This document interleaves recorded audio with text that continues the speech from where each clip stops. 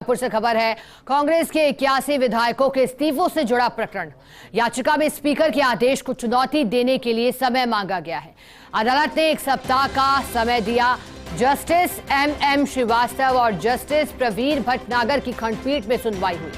राजेंद्र सिंह राठौड़ की जनहित याचिका पर 1 सप्ताह बाद फिर सुनवाई होगी। कांग्रेस के 81 विधायकों के इस्तीफे से जुड़ा प्रकरण है और इस मामले में राजेंद्र राठौड़ की ओर से याचिका दायर की गई थी, जिस याचिका पर लगातार सुनवाई हुई और अब एक बार फिर सुनवाई के लिए समय तय कर दिया गया है। 1 सप्ताह बाद फिर इस मामले में सुनवाई होगी। याचिका दायर कर राजेंद्र राठौड़ ने कई सवाल उठाए थे। विधायकों के इस्तीफे को लेकर उन्होंने सरकार को घेरने का कार्य किया था। कई सवाल पूछे थे कि आखिरकार अगर इस्तीफा दिया है तो फिर अभी तक ये मामला पेंडिंग क्यों चल रहा है, क्या इस्तीफे वापस लिए गए हैं। लेकिन आपको बता दें कि इसके बाद ये भी जानकारी थी कि लगातार विधायकों ने अपने इस्तीफे लेना शुरू कर दिया है। पूरा घटनाक्रम हुआ था राजस्थान में 25 सितंबर 2022 को। उसके बाद विधायकों ने इस्तीफे भी सौंपे थे। इस प्रकार की नौटंकी की गई। एजी प्रस्तुत हुए थे। उन्होंने कहा कि चूंकि त्यागपत्र को लेकर इन्होंने कोर्ट में आए थे, त्यागपत्र पर निर्णय करें, इस पर अब ये रिट सारहीन हो गई। मैंने उनको कहा कि त्यागपत्र मंजूर कब हुए, सवाल इस बात का है कि 113 दिन तक जो आर्टिकल 190(3)(b) के अंदर प्रावधान है, जो विधानसभा के नियम और प्रक्रियाओं के नियम 173(2) में प्रावधान है, उसमें तत्काल लिखा है 113 दिन तक ये नौटंकी क्यों चली। इसलिए उन्होंने कहा कि अब आप चूंकि अध्यक्ष के आदेश को चुनौती दे रहे हैं, इसलिए अपनी इस पूरी याचिका को अमेंडमेंट रूप से में लेकर आओ। हम इसको अंतिम के लिए 9 तारीख को सुनेंगे। हम 9 अक्टूबर को एक बार फिर सुनाई होगी।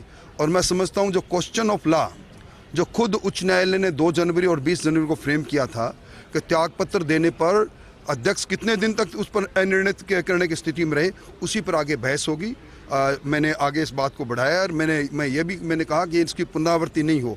अब देश के अंदर फिर कोई सरकार अपने ही जब आलाकमान के निर्देशों की पालना जब नहीं करनी हो, और इसमें जब खड़के और सब लोग आ गए, विधायी दल की बैठक आहूत हो गई, तो गहलोत साहब को जब वो कहने वाले थे कि आप स्टेप डाउन हो जाओ, तब उन्होंने जिस प्रकार की नौटंकी त्यागपत्र देकर की, मैंने कोर्ट में भी कहा इसकी पुनरावृत्ति देश में नहीं हो। ये लोकतंत्र को कमजोर करने की साजिशें हैं।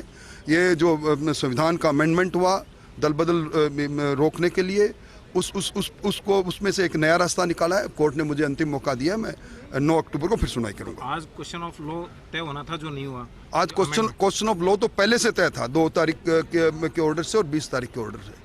क्वेश्चन ऑफ लॉ तय होने के बाद अब नई बात उन्होंने कही कि जो चूंकि 113 दिन बाद में स्पीकर ने डिसीजन ले लिया, और मैंने उस पर यह आपत्ति की कि एमएलए चुने हुए एमएलए ये कहे कि हमारे त्यागपत्र स्वैच्छिक नहीं तो किसके दबाव से दिलाए गए। आज मैं खुद अपने हस्ताक्षर से कोई बात कहूं और फिर खुद ही कहूं कि नहीं ये मेरा स्वैच्छिक नहीं था, मेरे हस्ताक्षर दबाव से बनाए गए, तो वो भी सामने आने चाहिए। ये सारे सवाल अब कोर्ट के सामने 9 तारीख को फिर सुनवाई होगी।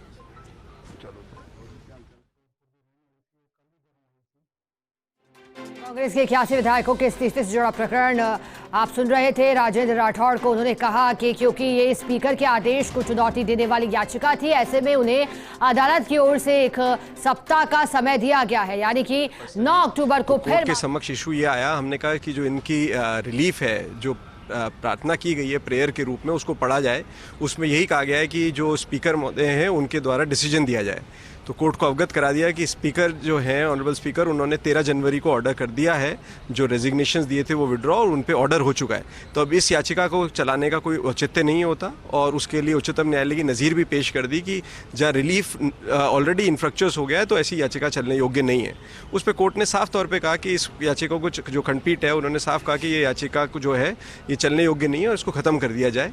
तो उस पर जो याचिका करता है, उन्होंने कहा कि अभी हम जो स्पीकर का ऑर्डर हुआ है 13 जनवरी को हम उसको चैलेंज करना चाहते हैं और उसके लिए इस याचिका को जो है अमेंड करना चाहते हैं। तो जो ऑनरेबल डिवीजन बेंच है उन्होंने 1 सप्ताह का समय दिया है याचिकाकर्ता को कि अगर वो चाहें तो 1 सप्ताह के अंदर अंदर इस याचिका को अमेंड कर लें और उसमें वो जो भी ऑर्डर चैलेंज करना चाहे। अन्यथा अब ये एकेडमिक इशू है और इस याचिका में कोई भी दम नहीं है चलाने के लिए।